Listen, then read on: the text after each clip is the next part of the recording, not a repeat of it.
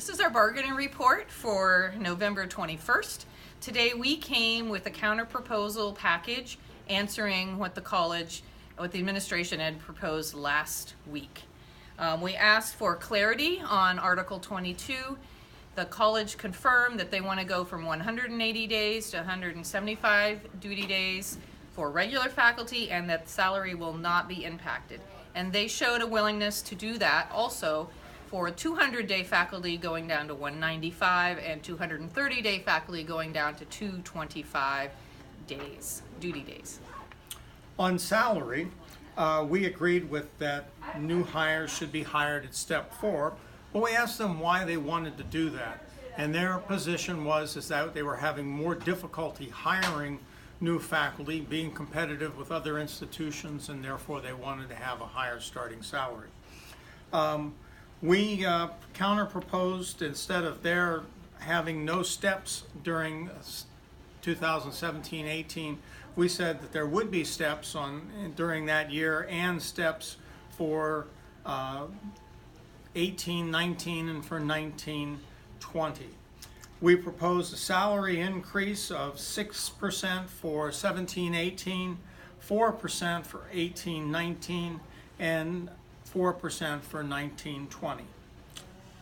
We proposed to change the relationship between the steps on the part-time salary schedule and the full-time salary schedule.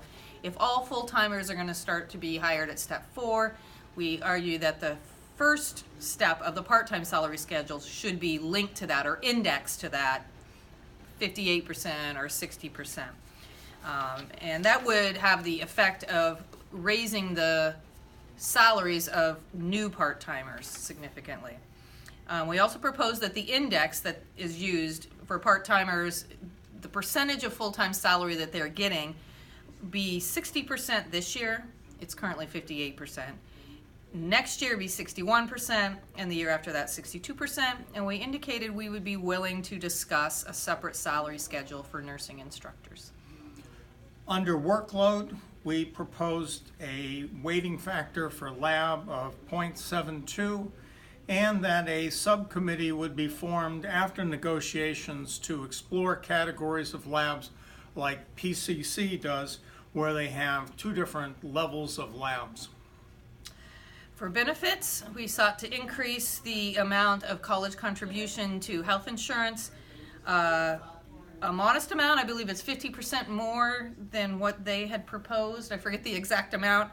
And we came back with a new early retirement proposal, raising the age at which you could get the early retirement proposal to 60 and lowering the lump sum you would get to retire from $25,000 to $20,000.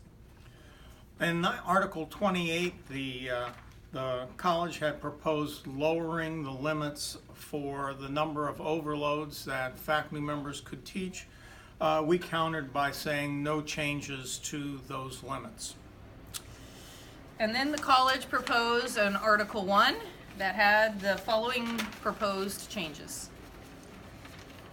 The college proposed that to change for part-timers, to move part-timers in the past could teach 25 ILCs, to increase it to 26 ILCs, and that for adjunct positions that again they could teach 28 ILCs and 3 of them for every faculty member above 190 full-time faculty members. We had proposed a category about the adjuncts could teach up to 45 ILCs, which is a full-time load, and the college indicated they were interested in this, but only for 3 positions. So 3 people would be able to work up to full-time and get health insurance. We had a discussion about the cost of step increases. We put forward a mathematical example which showed to the college that step increases on average the cost of them is 0.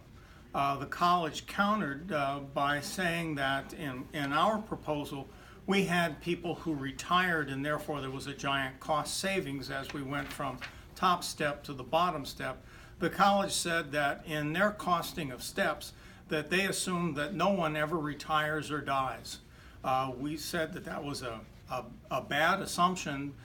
They said that that was the assumption that they use. And that they have the right to use that. So that's it, and look for far more on the written email. Thanks for your support.